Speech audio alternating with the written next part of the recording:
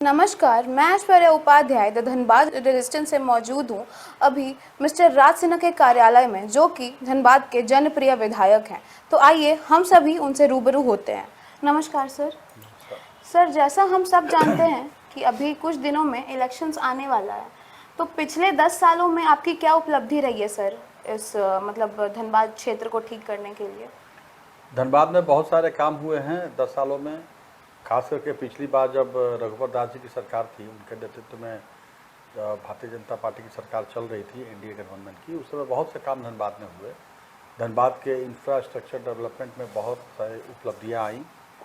और सबसे बड़ी बात तो है कि जो धनबाद के 25-30 वर्षों से यहाँ के लोगों के का मांग था कि यहाँ एक विश्वविद्यालय हो, कोयलांचल विश्वविद्यालय, जो लाखों छात्र उससे प्रभावित होते थे, उस मांग को हमने पूरा किया था, जैसा मैंने चुनाव में वादा किया था। और यहाँ 2 साल के अंदर ही विनोद बिहारी महतो जी के नाम पर कोयलांचल विश्वविद्यालय का स्थापना हो गया।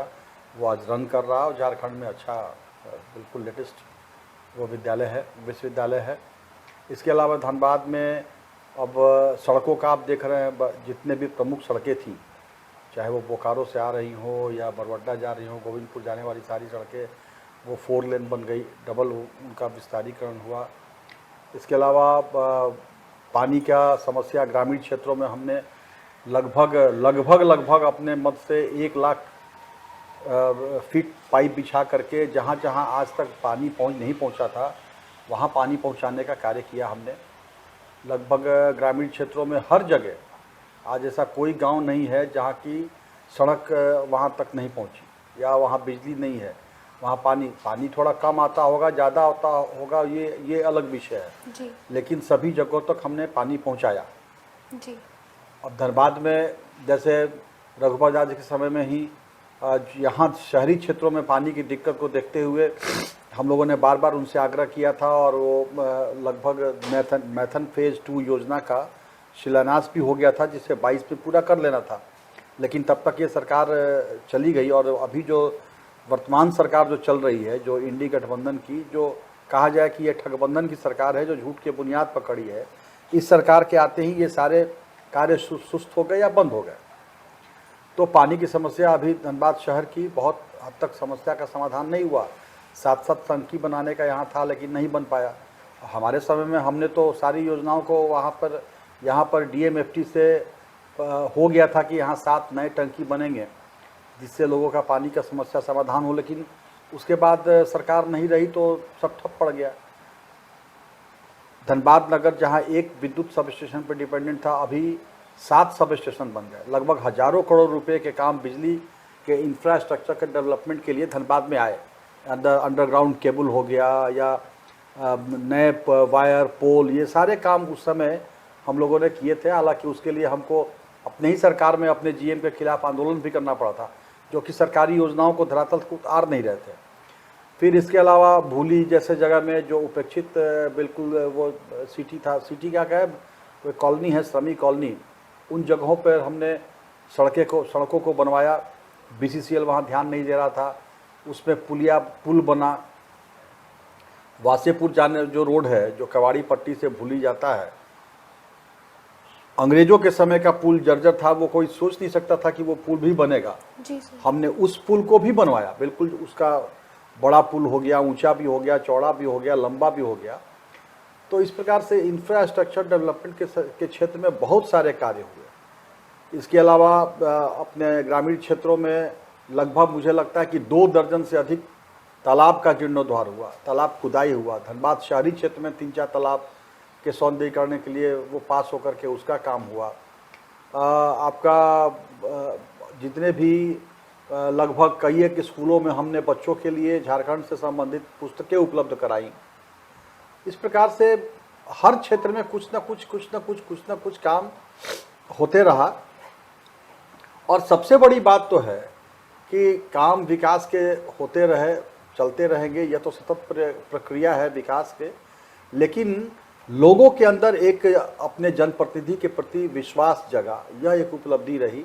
लोगों के साथ दिन रात हमारा हर क्षेत्र के अंदर लोगों से इंटरेक्शन बना रहा हमेशा, बल्कि कहा जाए तो 24/7 हम लोगों के लिए उपलब्ध रहते हैं। कोरोना जैसे एक जो पीरियड जो 2 वर्ष का आया, एक दिन भी मैं घर में बैठा नहीं। जिस दिन जब मैं कोरोना इफेक्टेड हो गया तभी घर में रहा, लेकिन उस समय भी मैं लगातार रात रात भर लोगों से मोबाइल पर कनेक्ट रहता था। और जहाँ भी किसी को समस्या हो, पीएमसीएच में जो आज तक इतना पुराना अस्पताल है, मेडिकल कॉलेज है, उसमें लिफ्ट नहीं था, जबकि अब कार्डियोलॉजी डिपार्टमेंट, आर्थो डिपार्टमेंट सब ऊपर था, लेकिन कितनी परेशानी होती थी। वहाँ हमने 60 लाख अपने फंड से लगा करके लिफ्ट, धनबाद के सबसे बड़े लिफ्ट को हमने लगवाया, एक साथ 2 बेड उसमें जाते हैं, वो वहाँ कराया। पीएमसीएच में 50 जंबो जेट सिलेंडर दिया। मुझे लगता है कि 20-25 बाईपैप जो कोरोना में लगभग वो मशीन दिया, पीपीई किट, मास्क, ये सारे तो अनगिनत। और इसके अलावा जो एक उस समय शिकायतें अक्सर आती थी कि डेड बॉडी बाहर रखा रहता है, तो पीएमसीएच में हमने उस समय 12 मॉर्चरी, शव को रखने वाला मॉर्चरी को लगवाया था। फिर कोरोना में लगभग हजारों क्विंटल अनाज जो हमने लोगों के बीच में, गरीबों के बीच में बांटा। सैकड़ों लोगों को दवाइयाँ बटी। हर क्षेत्र में हमने अपना सैनिटाइजेशन के लिए अपनी गाड़ी निकाल के 3-4 गाड़ियाँ, उस पर टैंक बिठा करके, जेनसेट बिठा करके और स्प्रे मशीन बिठा करके पूरे विधानसभा क्षेत्र में खुद रोज लगभग मैं भी निकलता था, हमारे कार्यकर्ता भी निकलते थे, और हम लोगों ने क्षेत्र का सैनिटाइज कराया। तो इस प्रकार से लगभग हर दिन कुछ ना कुछ लोगों के लिए काम करते रहते हैं, लोगों के साथ जुड़े रहते हैं। यही हमारी सबसे बड़ा उपलब्धि तो ये है कि लोगों में एक विश्वास है अपने विधायक के प्रति। रात में 12 बजे 1 बजे भी लोग फ़ोन करते हैं इस विश्वास से कि 1 बजे रात में भी हमारे विधायक जी हमारा फ़ोन उठा लेंगे। जी, ये बिल्कुल सही बात है सर। ये मैंने भी सुना है और मैंने देखा है ये चीज़ सर। और जो आपने हम लोगों के लिए किया है, ये बहुत मतलब बहुत लोगों की तो सोच से ही परे होगा, और उस चीज़ के लिए धन्यवाद आपका सर। और आगे अगर आपको तीसरे बार सर फिर से अगर आप विधायक बनते हैं, तो आगे आप क्या कुछ करना चाहेंगे धनबाद के लिए? क्या कुछ आपको लगता है कि कुछ चीजें देखिए, अभी धनबाद हैं में बहुत से कार्य बाकी हैं। धनबाद का हर गली, हर नली बन जाए, यह भी एक मेरा सपना है। वैसे तो छोटे छोटे तौर पे कई एक मोहल्ले के मेन रोड के अलावा भी हट करके बहुत से गलियों का हम लोगों ने निर्माण कराया, बहुत जगह नालियों का निर्माण हुआ, बहुत जगह सार्वजनिक लोगों के लिए शेड का निर्माण हुआ, बहुत जगह कहीं कहीं कम्युनिटी हॉल टाइप का छोटा जहां गरीब के बच्चे, मतलब गरीब लोग अपने कुछ आयोजन कर सकें, कुछ इस प्रकार से निर्माण कराया।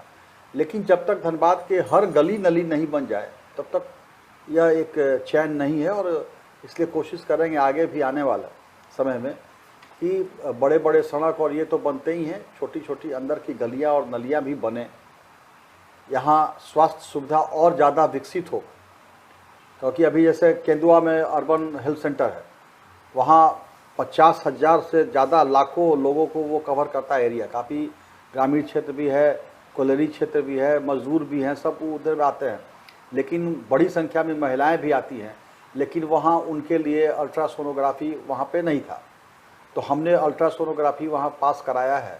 अब समस्या हुआ कि डीएमएफटी से वो तो पास हो गया, लेकिन उनके पास इंफ्रास्ट्रक्चर नहीं था, तो अपने फंड से वहाँ मैं एक कमरे का निर्माण करा रहा हूँ जहाँ की वो मशीन इंस्टॉल होगा और फिर वहाँ पे लोगों के लिए वो उपलब्ध होगा।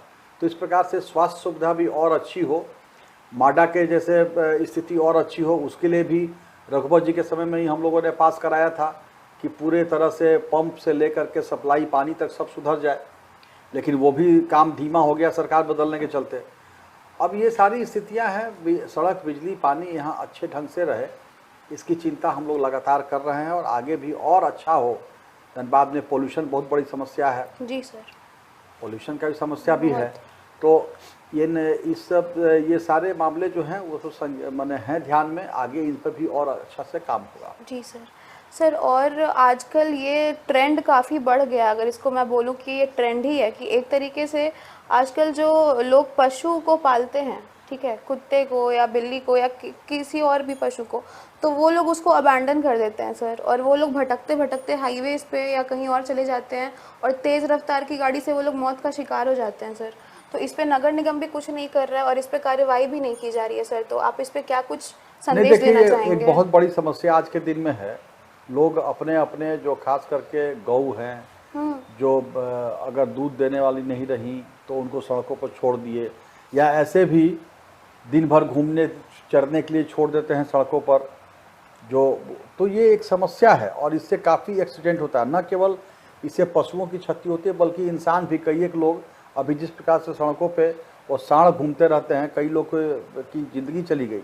बिल्कुल सर। बार बार हम लोगों ने नगर निगम से बात किया, नगर आयुक्त से बात करते हैं तो अभियान चलता है, कुछ को पकड़ के ले जाते हैं, स्ट्रीट डॉग्स को पकड़ के ले जाते हैं, कुत्तों को, लेकिन फिर धीरे धीरे वही छोड़। तो एक तो नगर निगम को तो है ही है, लेकिन मैं आप आग्रह करूंगा आप लोगों के माध्यम से वैसे पशुपालकों से भी जो अपने पशुओं को, अपने जानवरों को सड़क पर छोड़ देते हैं, तो उनको भी थोड़ा सोचना चाहिए, थोड़ी सी जागरूकता उनमें भी आनी चाहिए कि इस प्रकार का हम काम न करें। भाई नगर निगम तो पकड़ता है, पकड़ करके आखिर वो भी कहीं ले जाके छोड़ता है, या कहीं गौशाला में छोड़ता है, तो वहाँ उनके पास साधन नहीं है कि हम उतने पशु को खाना खिलाएं, उनको पालन पोषण करें। यह सब भी तो समस्या है, ये प्रैक्टिकल समस्याएं हैं। इसलिए लोगों में भी जागरूकता आनी चाहिए कि हम पशुओं को सड़कों पर आवारा घूमने के लिए न छोड़ें। और नगर निगम से भी अपील है कि समय समय पर यह अभियान चला करके इस प्रकार के पशुओं को पकड़ पकड़ करके, और कहीं और सरकार से आग्रह करके कि भाई गौशाला में आप जो इस प्रकार के पशु जाते हैं, आवारा पशु जो हैं उनको जाते हैं, तो उनकी भी व्यवस्था कीजिए जिससे उनका।